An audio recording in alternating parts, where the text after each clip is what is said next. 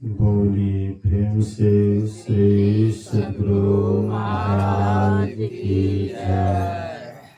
श्री सद्गुरु महाराज की जय। श्री सद्गुरु महाराज की जय। अगर माइक ऑपरेटर है तो आवाज को थोड़ा पतला कर दें।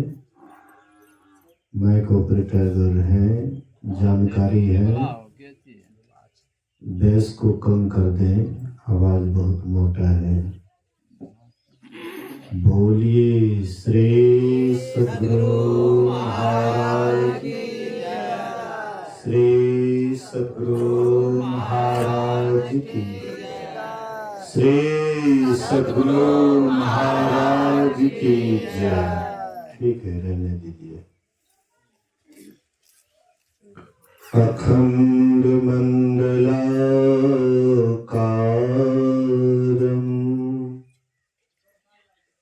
ज्ञातं येन चराचरं तत्पदं दर्शितं येन तस्मै श्री गुरुवे नमः। धन्य धन्य सतगुरु सुखद महिमा कहे न जाए। जो कछु कहो तुम्हारी कृपा मोते कछु न बसाए। सर्वत्र सर्वदा वर्तमान सद्गुरु महाराज जी के पावन चरणों में कोटि कोटि नमन। उपस्थित गुरुजन, धर्म प्रेमी सत्संगी बंधुओं, पूजनीय माताओं तथा भक्तिमती बहनों,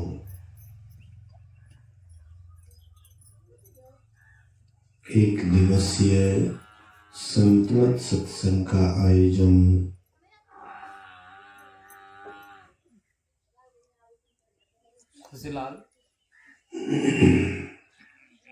खुशीलाल बाबू के निवास स्थान पर उनके नाती के बरही के अवसर पर यह संतमत सत्संग का आयोजन किया गया है। अभी हम लोग श्रवण कर रहे थे।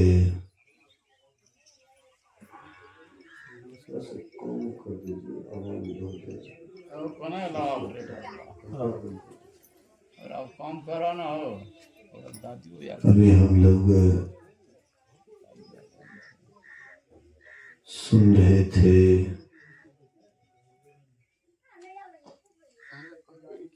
सुनो जननी सोई सुत बड़ भागी, प्रिय पितु मातु बचन अनुरागी। हे माता,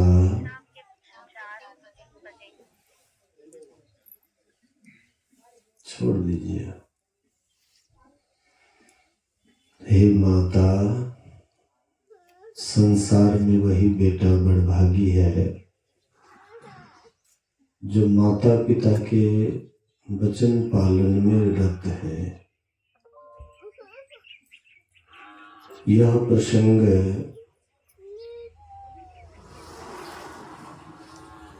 उस समय का है जब राम जी को राजगद्दी मिलने वाली थी,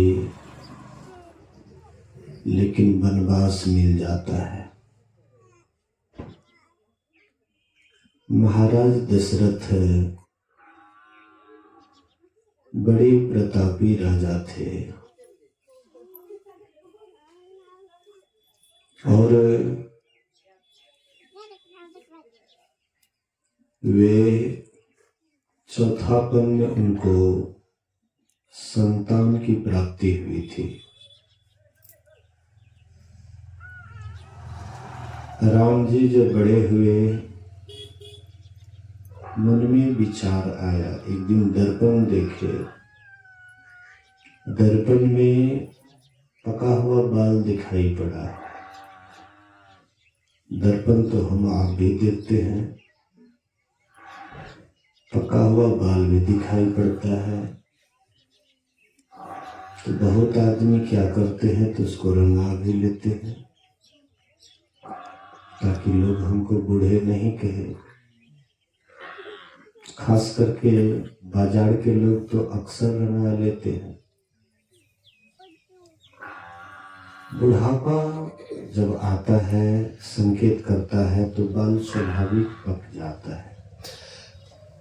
कुछ ऐसे लोग भी हैं जो बिना समय के भी बाल पकता है, लेकिन वह अपवाद में, खास करके जब उम्र आती है तो बाल पक जाता है।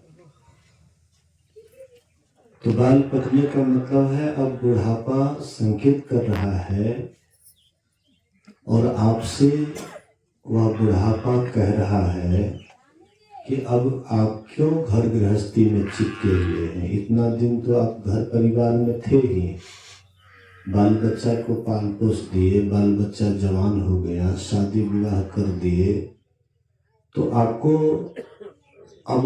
भगवान का भजन करना चाहिए। 3 अवस्था में अगर नहीं कर पाए, लेकिन चौथी अवस्था में निश्चित रूप से करना चाहिए। लेकिन हम लोग क्या करते हैं, जैसे चौथी अवस्था आती है तो हम लोग और ज्यादा मोह के वशीभूत हो जाते हैं, ममता के वशीभूत हो जाते हैं। दिन प्रतिदिन मोह के दलदल में, ममता के दलदल में फंसते जाते हैं, लेकिन परिणाम पर कभी विचार नहीं करते हैं कि अंत में इसका परिणाम क्या होगा। मोह ममता के दलदल में जो फंसते जा रहे हैं, अंतिम परिणाम क्या होगा, इस पर कभी विचार नहीं करते हैं। इसलिए गोस्वामी तुलसीदास जी महाराज को कहना पड़ा, ममता तू न गई मेरे मन ते, ममता तू न गई मेरे मन ते, पाके केस जन्म के साथी, लाज गई लोकन के। ये थे तुम्हारा जन्म का साथी। अर्थात जब हम लोग जन्म लिए थे तो बाल भी साथ ही आया था ना। बच्चा जन्म लेता है तो बाल भी साथ ही आता है। तो आपके जन्म के साथ ही बाल पकड़ गया है, अर्थात बुढ़ापा संकेत कर रहा है। आप क्यों धन संपत्ति को पकड़े हुए हैं? ये तो किसी के साथ जाने वाला है नहीं। आज तक किसी के साथ गया है? किसी के साथ नहीं गया, लेकिन हम लोग इसी को खूब भरपाल पकड़ते हैं, शायद यह छूट न जाए। लेकिन एक दिन काल का झपट्टा लगता है और सब कुछ छोड़ छाड़ करके निकल जाते हैं। इसीलिए संत महापुरुष कहते हैं कि कितना हो संसार में ममता रखो। गुरु महाराज के पद में है कि संसार से कितना हो ममता रखो, लेकिन अंत में जब समय आएगा तो सब कुछ छोड़ करके जाना पड़ेगा। कितना हो अगर आप ममता रखिए।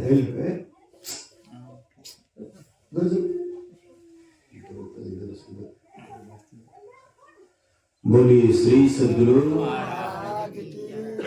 ध्यान से सुनिए, बोलिए श्री सद्गुरु। तो गुरु महाराज जी कहते हैं कितना हो ममता रखिए, लेकिन अंत में सब कुछ छोड़ करके जाना पड़ेगा।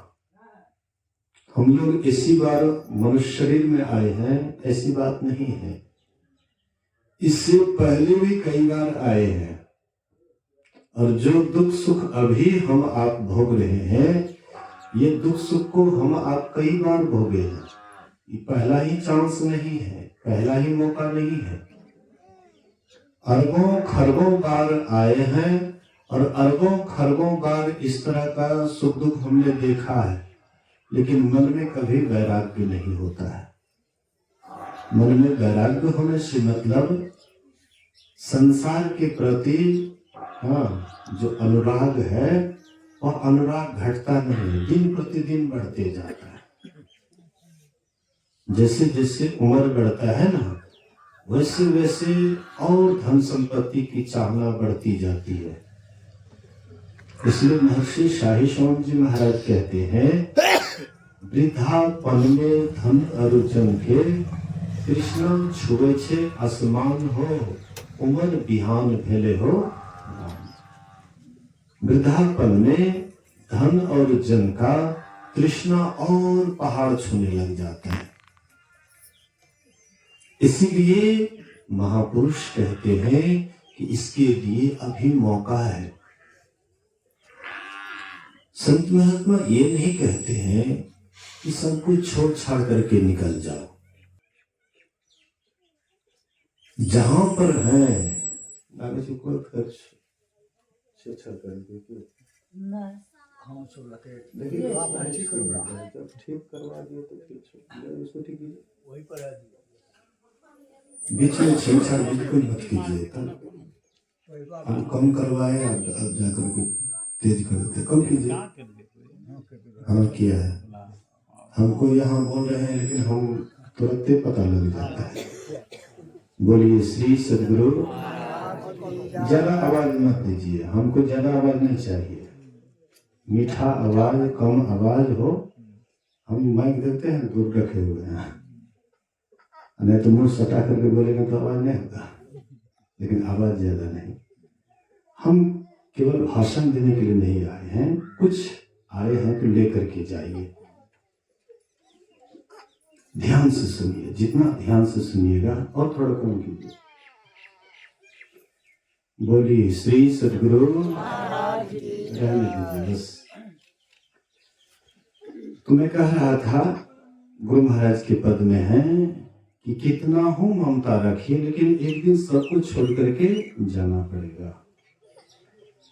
और एक बात याद रखिएगा कि जिस समय में आप यहाँ से शरीर छूटने से पहले अगर ममता को पहले नहीं काट डाला, मोह को नहीं काट डाला, तो शरीर छूटने के बाद आपका जो ममत्व भाव रहेगा, धन संपत्ति घर परिवार से जुड़ाव रहेगा, बंधन रहेगा, मरने के बाद फिर आपकी दुर्गति हो जाएगी।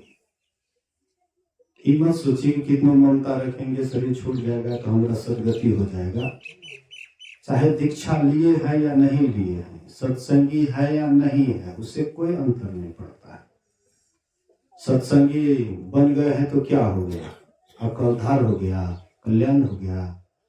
सत्संगी होने के बाद आपका जुड़ाव कितना है संसार के प्रति, लगाव कितना है।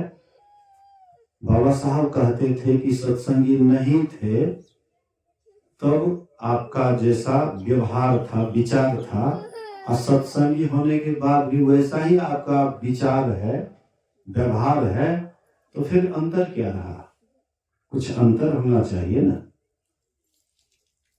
तो इसीलिए जीते जी इसको काटना है, मोह के बेड़ी को, ममता के बेड़ी को जीते जी काटना है।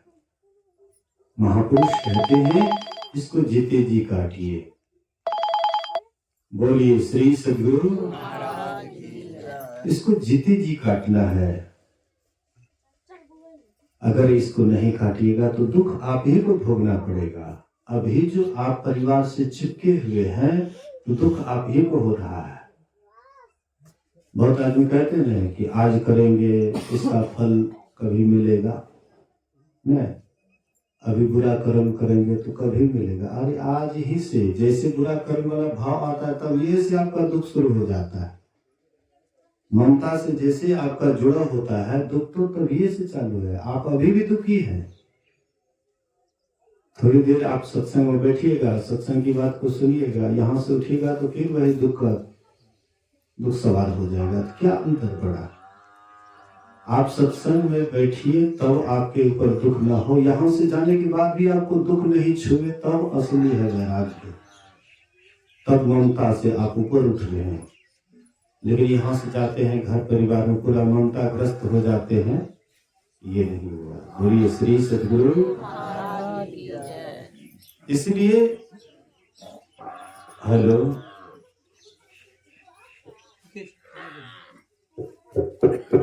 हेलो, बोलिए श्री सद्गुरु।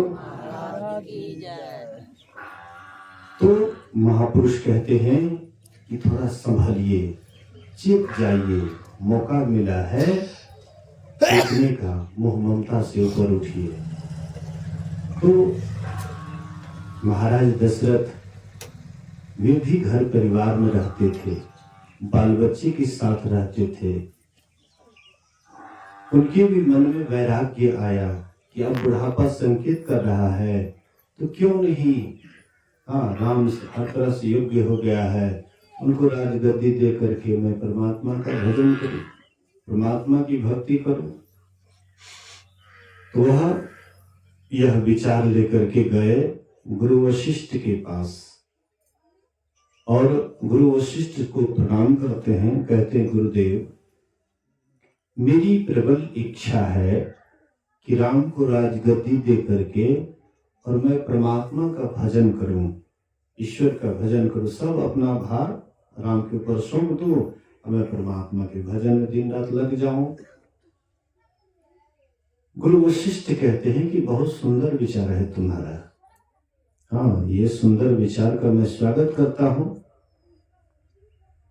तो वह समय देखा जाए कि कब राम को राजगद्दी दी जाए।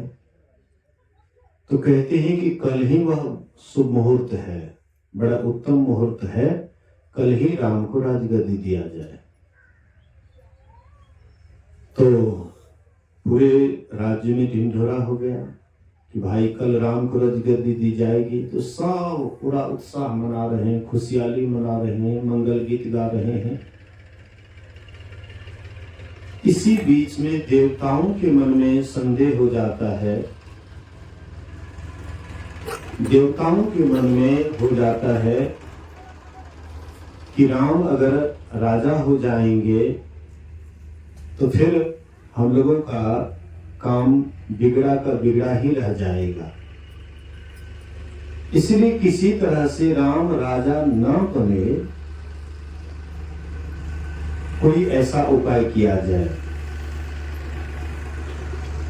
गोस्वामी तुलसीदास जी महाराज देवताओं के संबंध में कहे, ऊंच निवास नीच करतुति, देखी न सकई पराई विभूति।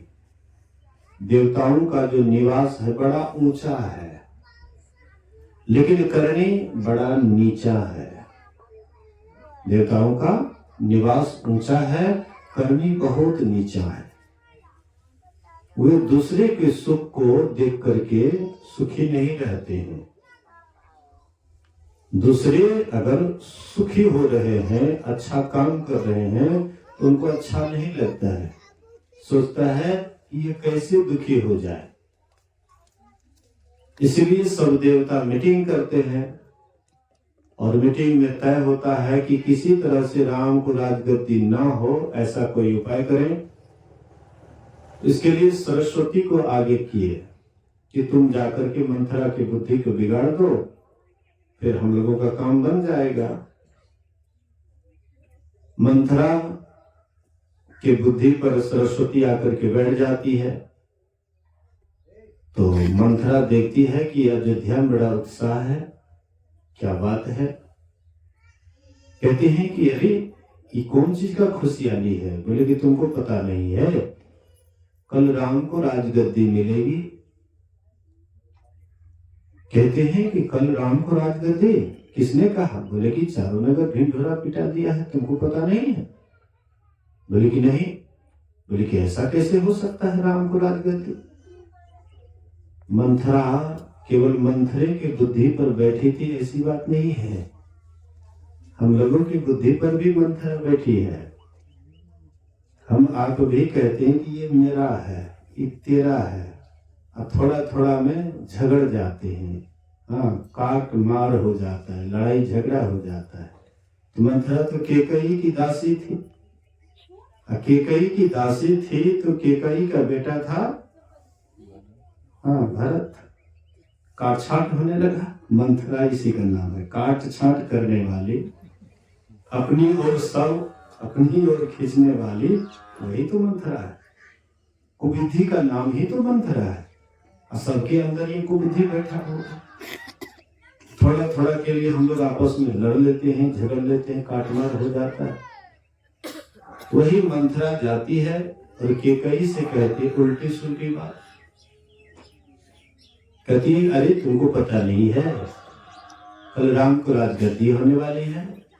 कहती ये तो बढ़िया बात है, राम को राजगद्दी होगी, इसके लिए किसको दुख होगा, ये तो बढ़िया बात है। कहती अरे तू क्या सोच रही है, अगर राम राजा बनेगा तो कौशल्या राजमाता हो जाएगी, तू राजदासी हो जाएगी। तुमको नौकरी का काम करना पड़ेगा, दासी का काम करना पड़ेगा। कि कई कहती है कि घर फोड़ी कहीं का, तुम्हारी जिभ्या को काट लूंगी। हाँ हाँ हाँ, जो सही बात बताए तो तुम क्यों नहीं ऐसा कहेगी, लेकिन मैं तो तुम्हारी दासी हूं, मैं तुम्हारे हित की बात तो कहती रहूंगी, चाहे मेरी जिभ्या काट ले। अनुचित बात भी अगर आप बारंबार सुनिएगा तो मन अनुचित की ओर मुड़ जाता है। झूठी बात को भी बारंबार सुनिएगा, मन झूठाई की ओर मुड़ जाता है। कोई कोई ऐसा भी संप्रदाय है जिसमें लोगों को कहा जाता है कि इतना जप करोगे, इतना ये करोगे, माला जप करोगे तो तुमको खूब धन मिलेगा। हाँ, मनोकामना का पूर्ण होगा, मनोकामना पूर्ण होगा। बहुत ऐसे संप्रदाय है। लोग क्या करते हैं तो अंधाधुंध चले जाते हैं, लेकिन समझ में नहीं आता है कि मोक्ष क्या है, मुक्ति क्या है। हाँ, साधना क्या करेंगे, कैसे ईश्वर को पाएंगे, परमात्मा को पाएंगे। अरे माला जप करो या ना करो, लेकिन मेहनत करोगे तो तुमको दो पैसा होगा ही। कहने वाली बात है। मेहनत नहीं कीजिए, किसी का भी नाम लीजिए, कितना ही माला जप कीजिए, बैठे बैठे होगा, धन संपत्ति आ जाएगा। ये तो आलसियों का काम है। जब राम जी 3 रोज तक समुद्र से विनती करते रहे, लेकिन समुद्र जब एक भी नहीं सुना, तो लक्ष्मण कहते हैं कि भैया क्या ये जड़ से विनती कर रहे हैं, उठाइए धनुष, उठाइए बाण और समुद्र को सुखा दीजिए। राम जी कहते बात तुमने ठीक कहा, ये जड़ ऐसे नहीं मानेगा। काटे पे केदली फरई। हाँ, केला के वृक्ष को काटने पर ही फलता है। आई कितनों सींचेंगे, कितनों पानी देंगे, लेकिन ये सठ बुझने वाला नहीं है। लक्ष्मण बोले देव देव सब आलसी पुकारे, ये आलसियों का काम है। हे देवता हमारा ये मनोकामना पूर्ण हो जाए, हे भगवान हमको ये मिल जाए, ये आलसियों का काम है। लेकिन निरालसी व्यक्ति मेहनत करते हैं लेकिन कभी भी मांगते नहीं है। और जो मेहनत करते हैं बिना मांगे उसको आ जाता है। बिन मांगे मोती मिले, बिना मांगे ही आपको सब कुछ मिलता है। इसलिए भक्ति के लिए भी अगर सांसारिक वस्तुओं को ही लेकर के जाते हैं भक्ति पाने के लिए, तो आप भक्ति तो प्राप्त नहीं कर पाएंगे, लेकिन आपका यह जीवन भी बेकार चला जाएगा। इसीलिए थोड़ा सोच समझ करके कुछ भी मन में विचारिए या कुछ भी मांगिए तो सोच समझ करके मांगिए, अंधाधुंध नहीं मांगना चाहिए। तो झूठी बात भी आप बारंबार सुनिएगा, मन झूठाई की ओर चला जाता है। मान लीजिए कि कोई खैनी नहीं खाता है, अब खैनी खाने वाले के पास बैठे तो क्या कहते, 80 घुस्सा 90 ताल, तब देखियो खैनी के हाल है। एकदम 80 घुस्सा 90 ताल, तब देखियो खैनी के हाल। उसके बाद तर्क क्या देते हैं कि भाई खैनी कौन नहीं खाता, गधा नहीं खैनी खाता। पुरुष होकर के भी, मर्द होकर के भी एक कोई नशा नहीं लेते तो कौन सा मर्द हो, क्या मर्द हो? अब इतना उल्टा सुल्टा बात। गधा खैनी नहीं खाता, तुम भी गधा हो क्या? कुछ सत्संगी भी तर्क उसको डालते हैं। सत्संगी में भी कुछ कुछ है जो तरह तरह डालते हैं। तो जैसे आप जिसकी बड़ाई सुनते हैं, मन आपका उधर मुड़ जाता है।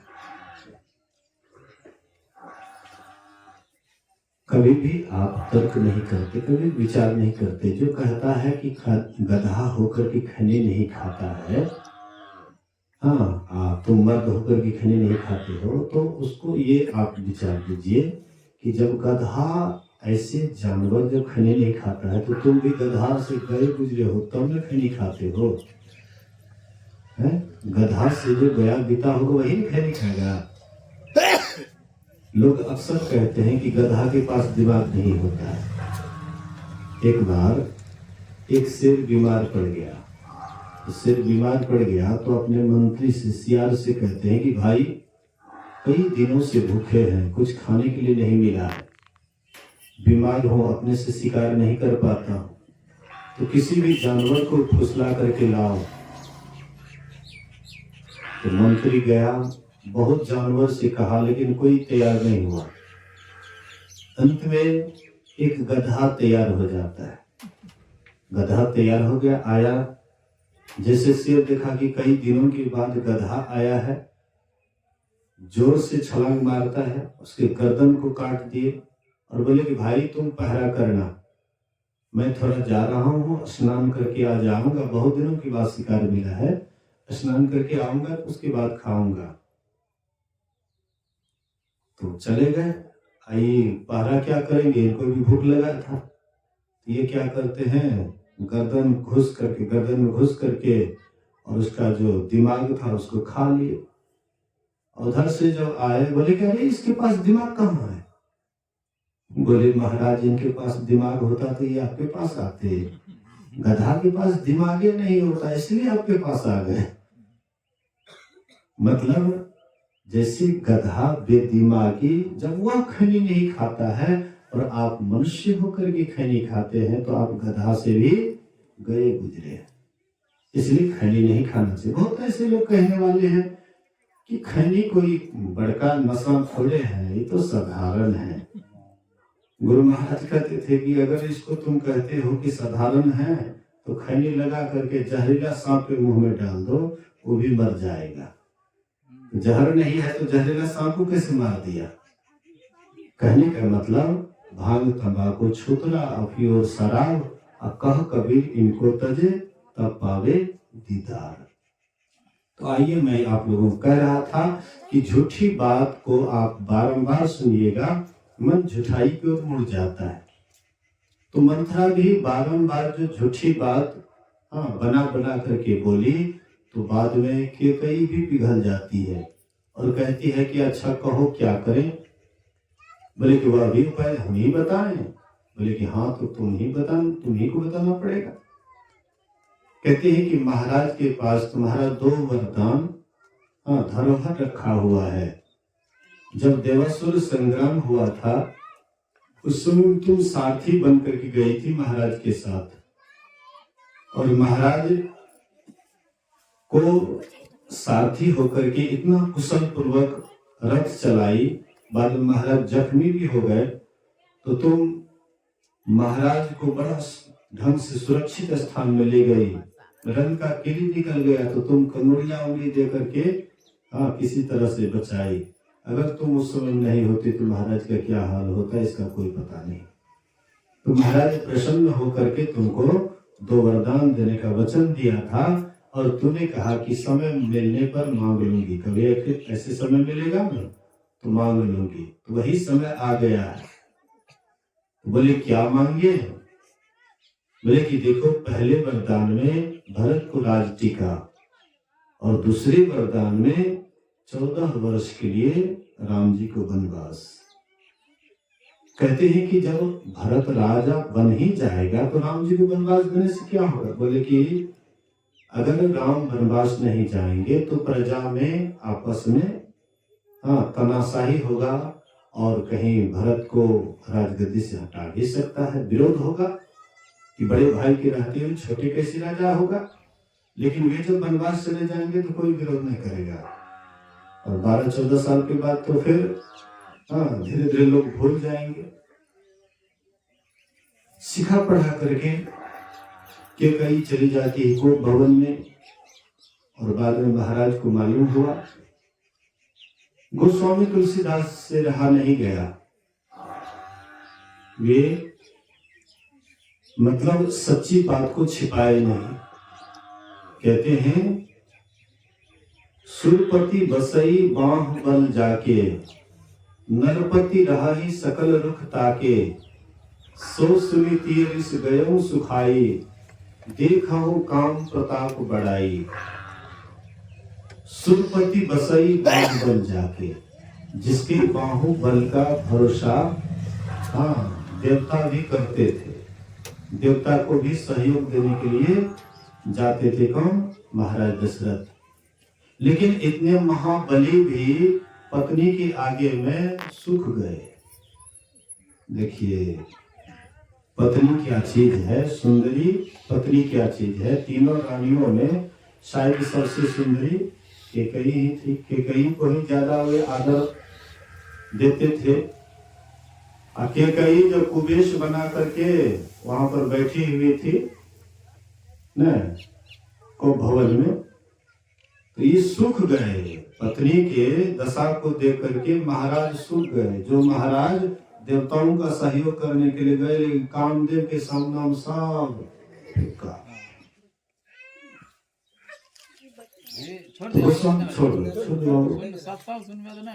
बैठ करके सुनो बेटा। बोलिए श्री सद्गुरु। तो ऐसे महाराज दशरथ भी, जिनके बाहों में इतना बल था कि दिन को शिकार तो करते ही थे, लेकिन रात को भी शिकार करने के लिए चले जाते थे। जब जवानी थी, महाराज दशरथ का जवानी था, तो दिन को शिकार करते ही थे, लेकिन रात को भी चले जाते शिकार करने के लिए। वही रात के शिकार में श्रवण कुमार मारा गया रात में ही। सब भेदी बांध चला दिए, देखे नहीं, लेकिन आवाज सुने, आवाजें सुन करके उधरे मारे बांध सीधा लग गया उनको।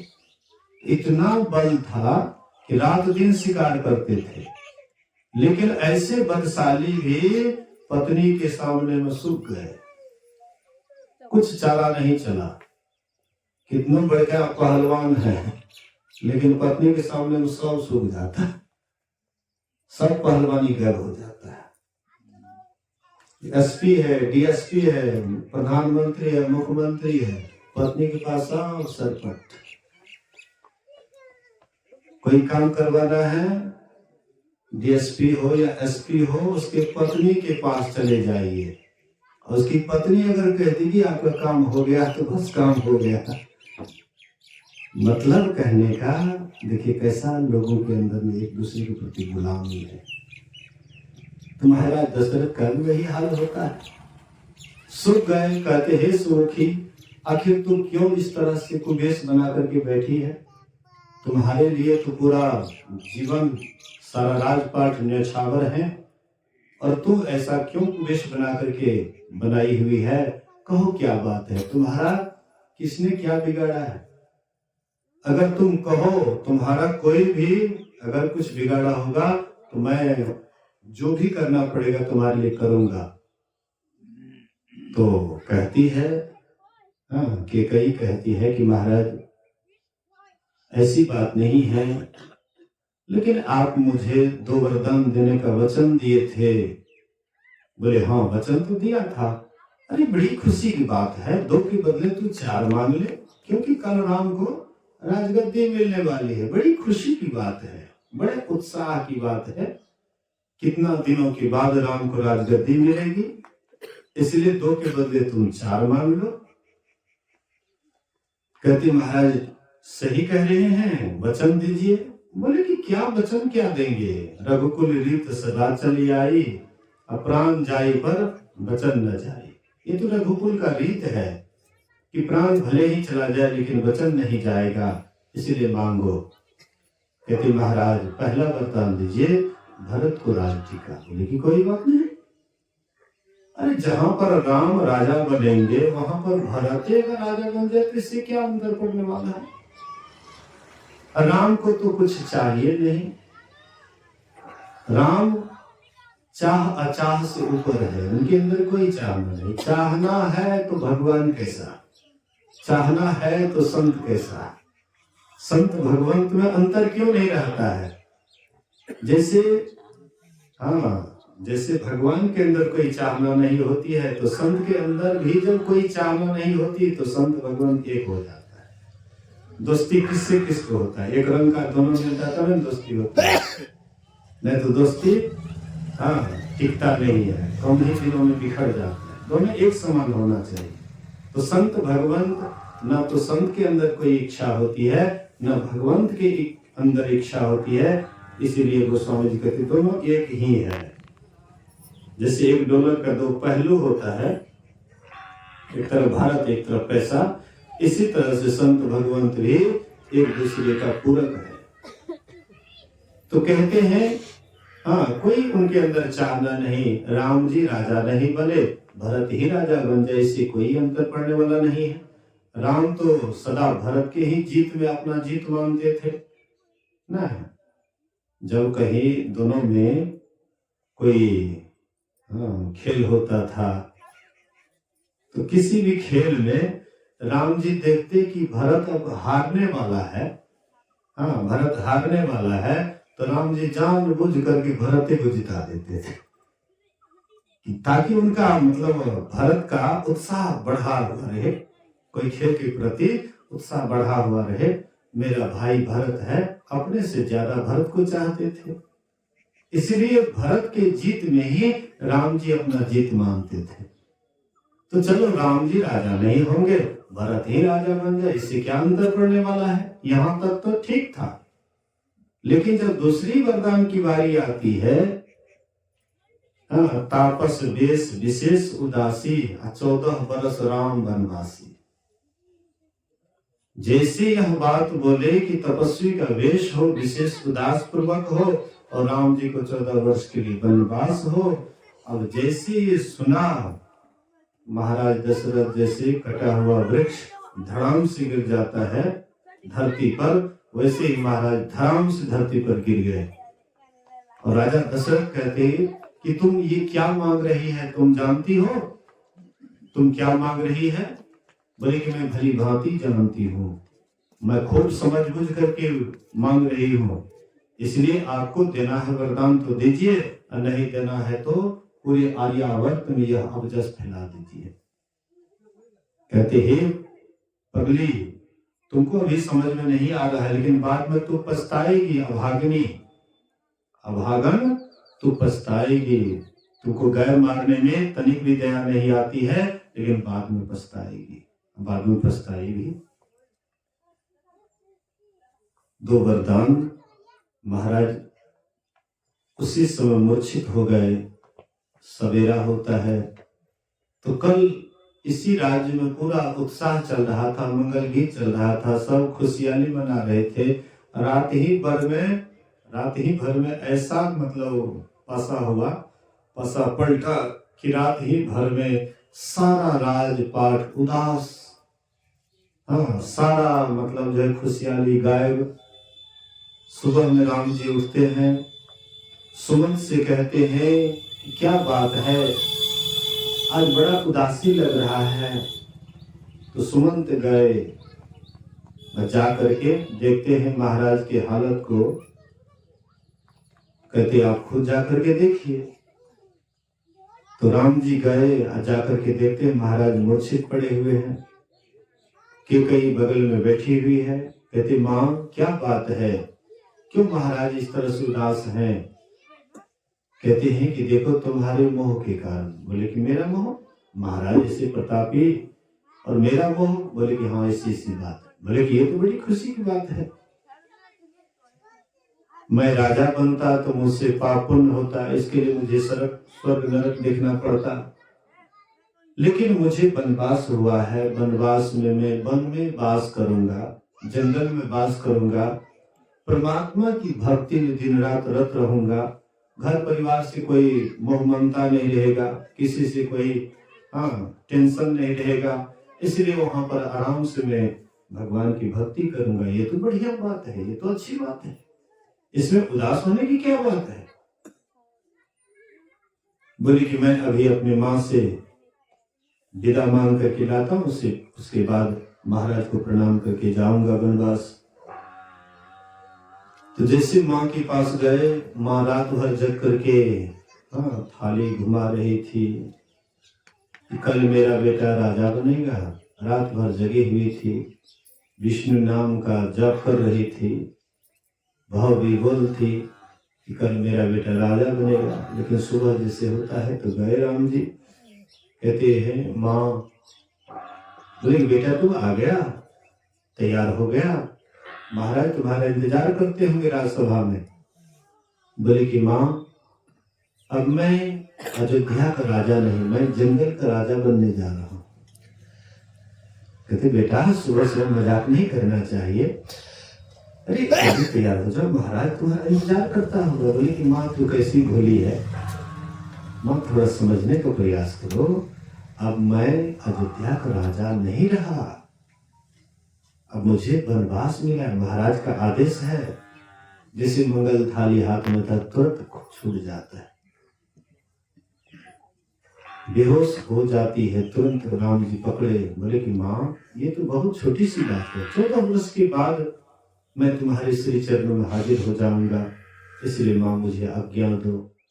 वहां से आते हैं, महाराज को चरण छूते हैं, जैसे निकलने लग जाते हैं तो सीता जी को मालूम होता है कि राम जी वनवास जा रहे हैं।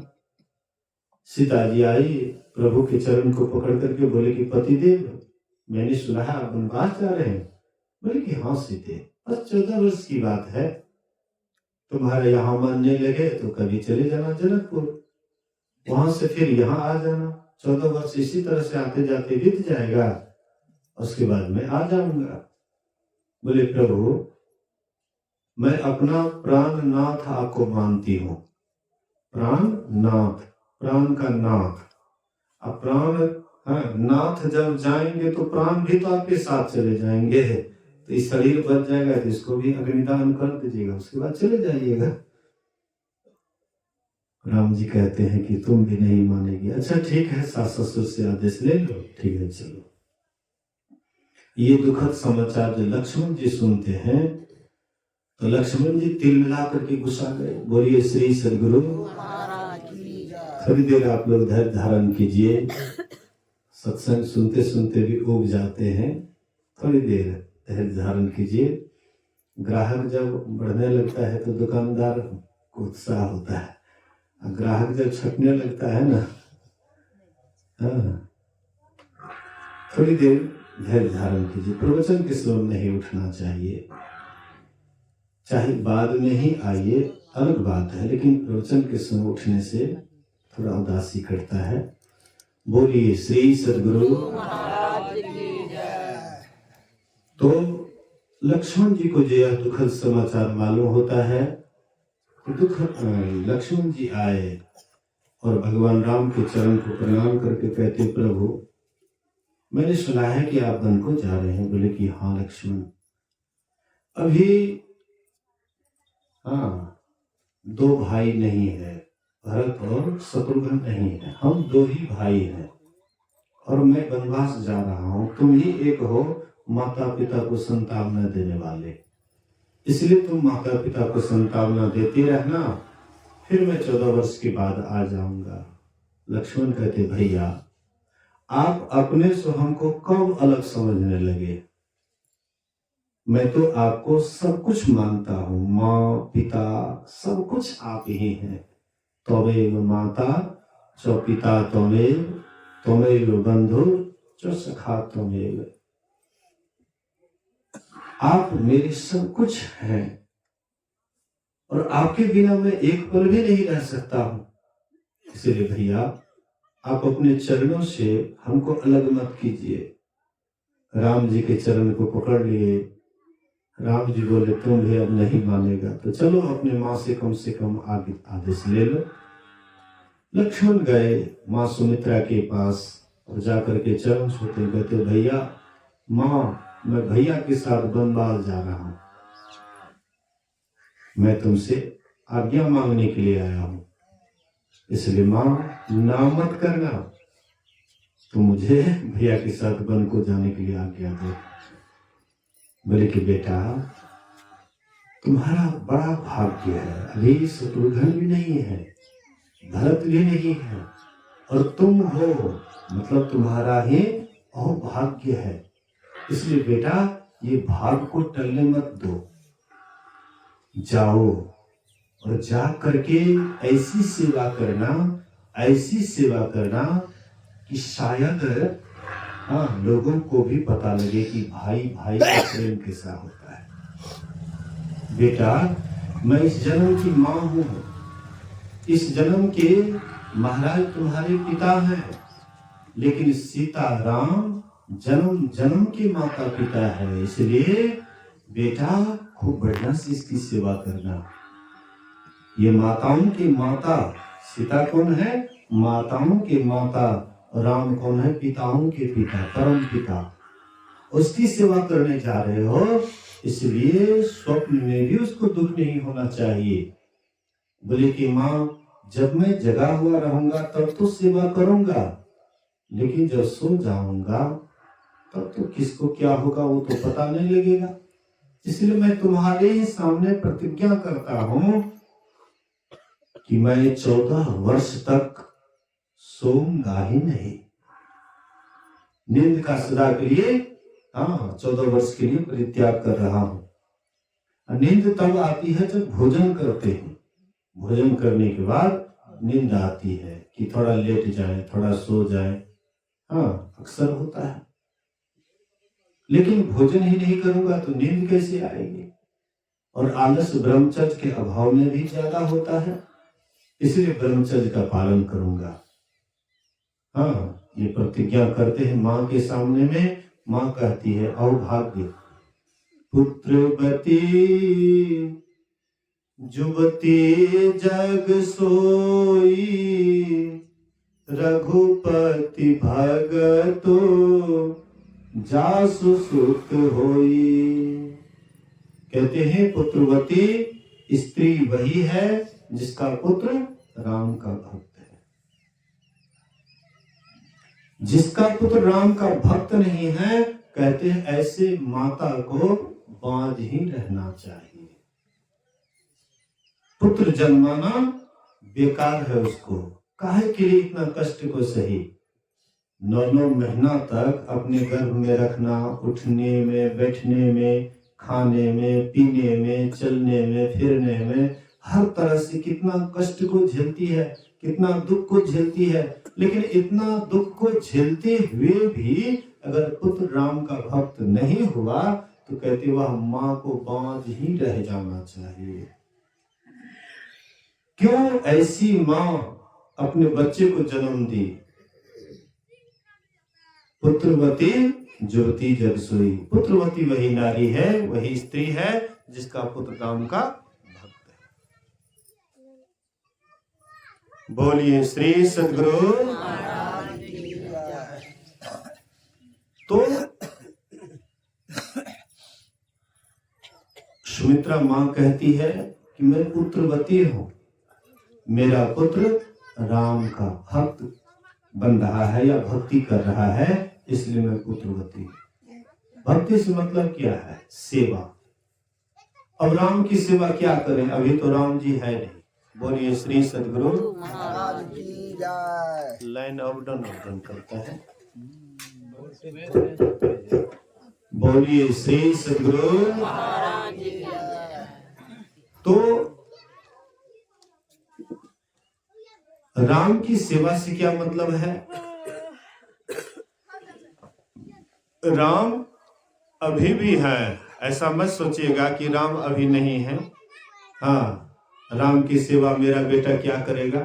उस समय तो राम जी वनवास जा रहे थे, तो लक्ष्मण गए उनकी सेवा के लिए, ये उनकी भक्ति हुई। लेकिन अभी राम जी की क्या सेवा करेंगे? अभी भी वह राम है, वह राम अभी भी है। हम आपके अंदर में वह राम अभी भी मौजूद है। उसकी सेवा क्या करेंगे? भीतरे में राम है, आप भी भीतरे में है, तो कहां जाकर के, बाहर जाकर के सेवा कीजिएगा। बोलिए श्री सद्गुरु महाराज की जय। लेकिन वह राम के संबंध में जानिएगा तब ना। गोस्वामी तुलसीदास जी महाराज कहते हैं, जाने बिनु न होई परितीति, बिनु परितीति होई नहीं प्रीति, प्रीति बिना नहीं भक्ति दृढ़ाई, जिमी खगेश जल के चिकनाई। बोल को बता दीजिए तो। ये वोल्टेज लेता है, साफी आवाज इसके कारण जो है आवाज तभी से गड़बड़ा गया है जब से इसको। बोलिए श्री सद्गुरु महाराज की जय, श्री सद्गुरु महाराज की जय। तो राम के संबंध में जानिए, जाने बिनु न होई परितीति। वह राम कौन है जो हम आपके अंदर में रहते हैं? जो राम आए शरीर में त्रेता युग में, तो हम आपके ही जैसे उनका भी शरीर था। 5 तत्व से जैसे हम आपका शरीर बना है, वैसे वह राम जी का ही 5 तत्व से ही बना हुआ था। जैसे हम आप एक दिन ये शरीर को छोड़ देंगे, वे राम जी भी वह शरीर को छोड़ दिए थे। इन्हें सोचिएगा कि हम अलग हैं, राम अलग है। हम ही वही राम है, हम में राम में कोई अंतर नहीं है। लेकिन वह जो राम है जो हमारे अंदर में है, जिसको ईश्वर कहते हैं, परमात्मा कहते हैं, गुरु कहते हैं, वह राम के संबंध में जब तक नहीं जानेंगे, नहीं उससे प्रेम नहीं होगा, विश्वास नहीं होगा। उनके संबंध में जानिए कि वह राम कैसा है। जाने बिनु न होई परितीति, बिनु परितीति होई नहीं प्रीति, प्रीति बिना नहीं भक्ति दृढ़ाई, जिमी खगेश जल के चिकनाई। पहले उनके संबंध में जानिए। हम लोग जानते नहीं हैं लेकिन मानने लग जाते हैं। जानते कम हैं और मानते बेसी हैं। नहीं, कहीं पर देखते हैं कि कोई पत्थर रखा हुआ है तो कोई जाकर के वहां पर पानी डाल दिया, तो आप भी जाकर के पानी डाल देते हैं, लेकिन उनके संबंध कुछ जानते नहीं। पहले जानिए, उसके बाद मानिए। जब तक नहीं जानिएगा, केवल मानने लगेगा, तो आपकी अंधी भक्ति होगी। अंधी श्रद्धा, गुरु महाराज के प्रवचन में है कि अंधी श्रद्धा गड्ढे में गिराता है। आप समझिएगा कि हम तो भक्ति कर रहे हैं, हम भक्ति कर रहे हैं, लेकिन आपका भक्ति किस गड्ढे की ओर ले जा रहा है, आपको तनिक भी पता नहीं लगेगा। इसलिए ईश्वर के संबंध में पहले जानकारी लीजिए। गुरु महाराज जी कहते हैं, जिस ईश्वर को तुम भजने के लिए चले हो, उनके संबंध में जानो वह कैसा है। तो गुरु महाराज कहते हैं जय जय राम, जय जय राम, जय जय राम कहो, जय जय राम, जयति जयति जय राम हो, राम राम। सब में व्यापक, सबते न्यारा, सब घट एक ही, राम हो, राम राम। वह क्या है? सब में व्यापक है, सब घट में वह व्यापक है। हमारे अंदर में भी वही राम है, आपके अंदर में भी वही राम है। जो भी है, जहां भी कुछ दिखाई पड़ता है, सब में वही राम है। गोस्वामी तुलसीदास जी महाराज कहते विनय पत्रिका में, अचर चर रूप हरि सर्वगत सर्वदा, बसत इति वासना धूप दीजय। कहते हैं कि जितने भी चर और अचर, जितना भी जड़ चेतन देखते हैं, सब में वही परमात्मा है, वही राम है। उससे कोई जगह खाली नहीं है। हम में, तुम में, खड्ग खम्भ में, हर जगह वो परमात्मा है। लेकिन वह परमात्मा कैसा है? तो व्यापक भी है, अव्याप्त भी है। जैसे एक मिट्टी का ढेला लीजिए, मिट्टी का ढेला, सूखा मिट्टी का ढेला लीजिए, उसको पानी में उसको डाल दीजिए, तो क्या होता है? तो पानी धीरे धीरे ढेला में घुस जाता है। पानी मिट्टी से सूक्ष्म है, इसलिए पानी घुस जाता है ढेला में। तो मतलब जो है वो ढेला भी परमात्मा है, ढेला में जो घुसा वो भी परमात्मा है। जड़ भी परमात्मा का रूप है, अचेतन भी वही है। लेकिन आपको जड़ से ऊपर उठना है, आपको पाना है किसको? चेतन को। तो चेतन को पाने के लिए कहाँ जाना पड़ेगा? तो कहते हैं जड़ चेतन की ग्रंथि ही पड़ गई, यद्यपि मृषा छुटक कठिनाई। कहते जड़ चेतन का गांठ पड़ गया, गिरा पड़ गया। गांठ गिरा, जड़ चेतन का पड़ गया। यद्यपि मृषा, यद्यपि ये मिथ्या है, झूठा है, लेकिन छुटक कठिनाई, लेकिन ये छूटता नहीं। तो छूटेगा कैसे? जब तक जानिएगा नहीं तब तक छूटने वाला है नहीं। तो जानना है, तो कैसा है वह राम? तो सब में व्यापक है, सबसे न्यारा है, असब घट वही राम ही राम है। मेहंदी में लाली, घीव दूध में, फूल में पास, समान हो राम। कहते मेहंदी में जैसे लाली होती है, मेहंदी को देखने से पता नहीं लगता है कि उसमें लाली है, लाली है। लेकिन वही पत्ता को जब हम सिलबट्टा पर रगड़ते हैं और उसके बाद जब हाथ में लगाते हैं, सेकते हैं, तो वह लालिमा दिखाई पड़ती है। इसी तरह से वह राम दिखाई नहीं पड़ता है। वह राम अभी भी है, त्रेता युग में ही था, ऐसी बात नहीं है, अभी भी वह राम है, दिखाई नहीं पड़ता है। उस समय में शरीर में था तो दिखाई पड़ता था, तो जिस समय में शरीर में था दिखाई पड़ता था, तो शरीर में दिखाई पड़ता था कि राम दिखाई पड़ते थे। तो बढ़िया से विचारिए कि जिस समय राम जी 3.5 हाथ वाला शरीर में थे, तो उस समय में राम के शरीर को लोग देख रहे थे कि राम को देख रहे थे। राम जी गए थे बहुत जगह, सब पहचान लिए राम जी को, है? शरीर को सब देखे, शरीर को सबों ने देखा, शरीर को सब पहचाने, लेकिन राम के अंदर में, शरीर के अंदर में जो राम था उसको कोई जोगी ही पहचाने, जो अपने अंदर ध्यान किए, साधना किए, अपने अंदर गए, उसी को पता लगा वह राम के संबंध, वह राम कैसा है। वह राम जी महाराज जनक के सभा में भी थे और उस समय में बहुत आदमी ने उनको देखा, लेकिन सही तत्व का दर्शन किसको हुआ? जोगी परम तत्वमय भाषा। जो योगी थे, जो अपने अंदर गए थे, जो अपने को देखा, वह राम को देखा। इसलिए मेहंदी में लाली, घी दूध में, फूल में बास समान हो राम राम। जैसे दूध में घी होता है, लेकिन दूध के जरे जरे में घी छिपा है, लेकिन ऐसे घी दिखाई नहीं पड़ता है। जब दूध को मथते हैं, मक्खन अलग करते हैं और उसको आग पर चढ़ाते हैं, तब बुझाता है यही घी है। ऐसे ही हम आपके अंदर में परमपिता परमात्मा राम है, लेकिन जब तक ध्यान रूपी मथाने से नहीं मथिएगा, अंतर साधना नहीं कीजिएगा, तो तब तक वह राम आपके अंदर में है, लेकिन उससे कोई लाभ नहीं ले पाइएगा। बोलिए श्री सद्गुरु। दूध में घी है, लेकिन घी से कोई लाभ ले पाते हैं? घी से मान लीजिए कि दूध से पूरी छानेंगे, होगा? दूध से पूरी छानेंगे, छनेगा?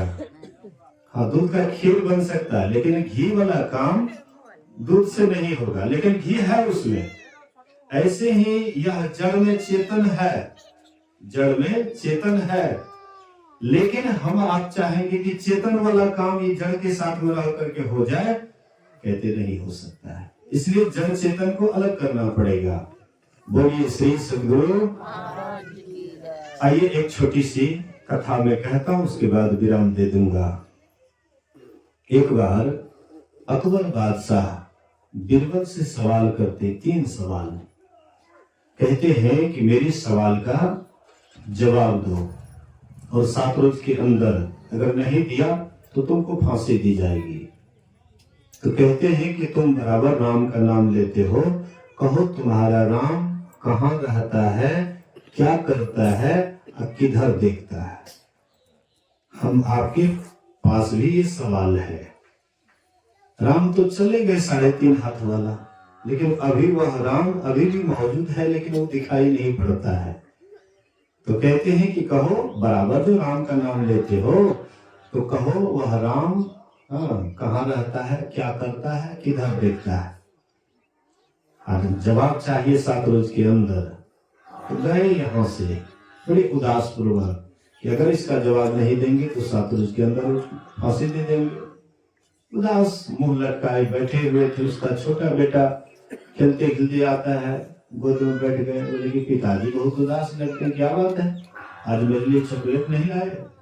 बोले बेटा काहे के लिए माथा खा रहे हो, अभी हम दूसरा टेंशन में है, अभी जाओ उधर खेलो।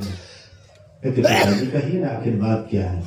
बोले नहीं बच्चे का विषय नहीं है, तुम जाओ खेलो। बोले पिताजी कहिए ना, हो सकता है कोई कोई काम जो तलवार से नहीं होता एक सुई से भी हो सकता है। कहते देखो ऐसी ऐसी बात, 3 सवाल पूछा है, अगर जवाब नहीं देंगे तो हमको फांसी देगा। बोले कि चिंता काहे करते, इसका जवाब तो हम दे देंगे, तुम दे देगा तो हाँ ठीक है। अच्छा चलिए कोई बात नहीं।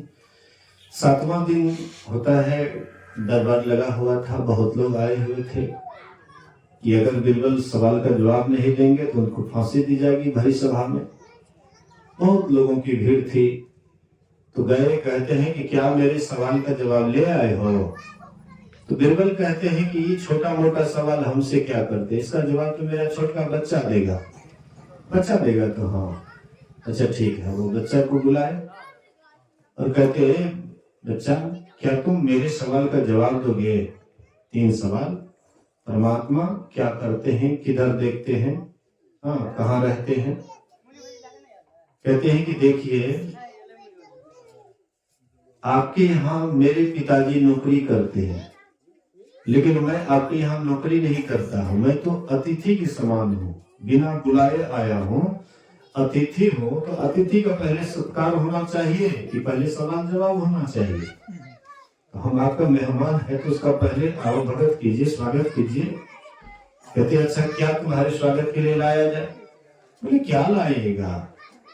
हाँ 1 कटोरा दूध दीजिए। तो 1 कटोरा दूध लाए, 1 कटोरा में भर करके। जैसे दूध दिए तो वह क्या करते हैं, तो उंगली घुमाने लगे, उंगली घुमा रहे हैं। तो कहते हैं कि अरे बच्चा मेरे सवाल का जवाब दो ना। कहते हैं आपके सवाल का जवाब दे रहा हूं। तो क्या दे रहे हो। तो कहते हैं मैं घी खोज रहा हूं कि घी कहाँ है। बोले आखिर बच्चा बच्चा ही तो है, ऐसे घी थोड़े मिलेगा। अरे इसके लिए तुमको मथानी से दूध को मथना पड़ेगा, उसके बाद मक्खन निकलेगा, तब तो उसको आग पर चढ़ाओगे तो फिर घी दिखाई पड़ेगा। बोले कि ओ ऐसी बात है। बोले इसी तरह से परमात्मा सृष्टि के कण कण में छिपा हुआ है, ध्यान रूपी मथानी पर मथिएगा, और जब आपके अंदर ब्रह्म अग्नि का जब भट्ठा जलेगा तब अंदर में वह शब्द रूपी अमृत निकलेगा, तब वह परमात्मा भी आपको झकाझक दिखाई पड़ने लगेगा। तो चलो पहले सवाल का जवाब हो गया कि मतलब परमात्मा कहाँ रहते हैं, तो पूरा सृष्टि में रहते हैं, कहीं से खाली नहीं है। तो परमात्मा करते हैं क्या। बोले कि आप पहले मेरे प्रश्न का जवाब दीजिए कि जो सवाल करता है वह गुरु होता है कि शिष्य होता है। बोले कि जो सवाल करता है वह शिष्य होता है, जो जवाब देता है गुरु होता है। बोले वाह, आप इतने विद्वान होकर के, जानकार होकर के, मैं गुरु होकर के नीचे खड़ा हूँ और आप शिष्य होकर के राजगद्दी में पर बैठे हुए हैं, क्या यही शिष्टाचार है। अकबर बादशाह तुरंत फान करके उतर गए, बच्चा को गोद में लेकर के उस पर चढ़ा दिए, राजगद्दी पर बैठा दिए। परमात्मा क्या करते हैं? बोले कि नहीं देखे, अभी तो देखिए कि आप कुछ देर पहले ऊपर में थे, उसके बाद आप नीचे में खड़े हैं, मैं ऊपर में हूँ। परमात्मा ऊपर वाले को नीचे करते हैं, नीचे वाले को ऊपर करते हैं। मस्कई करई ब्रंची प्रभु अजहि मसकतेहीन, अस विचार तज संशय राम ही भजहि प्रवीण। तो परमात्मा क्या करते? ऊपर वाले को नीचे, नीचे वाले को ऊपर। बोले कि अच्छा, हाँ, तीसरे सवाल का जवाब दो। बोले कि मोमबत्ती मंगाया जाए। मोमबत्ती मंगाए, उसके बाद कहते इसका रोशनी किधर जाता है? बोले इसका रोशनी तो हाँ चारों तरफ जाता है। बोले कि इसी तरह से परमात्मा सब जगह देखते हैं, कोई ऐसा जगह नहीं कि परमात्मा वे नहीं देखते। हम जो भी काम करते, अच्छा या बुरा, परमात्मा के ही सामने करते हैं। हम सत्संग भी कर रहे हैं तो परमात्मा ये भी देख रहे हैं कि हमारे बेटा बेटी सत्संग कर रहे हैं, कर रही है। हाँ, जब हम ध्यान पर बैठते हैं तो तब परमात्मा देखते हैं कि मेरा बेटा बेटी ध्यान करता है। परमात्मा से कोई बात छिपा हुआ है? हाँ, लेकिन हम इस पर विश्वास नहीं करते हैं, इसीलिए अंधाधुंध कर्म करते जाते हैं, उल्टा पुल्टा कर्म करते जाते हैं, जिसका परिणाम बाद में दुख होता है। इसलिए महापुरुष कहते हैं, सत्संग नित्य और ध्यान नित्य रहिए करत संलग्न हो, व्यभिचार चोरी नशा हिंसा झूठ तजना चाहिए। गुरु महाराज कहते सत्संग बराबर करो, ध्यान बराबर करो, और पंच पाप से सदा अपने को बचाते रहो। हाँ, एक झूठ नशा है, दूसरा तेसर पर के नारी हो, चौथी चोरी, पंचम हिंसा, दिल से इन्हें अलगाओ हो, मैं ही सहज ही इनसे बचन चाहो, गुरु पद टहल कमाओ हो।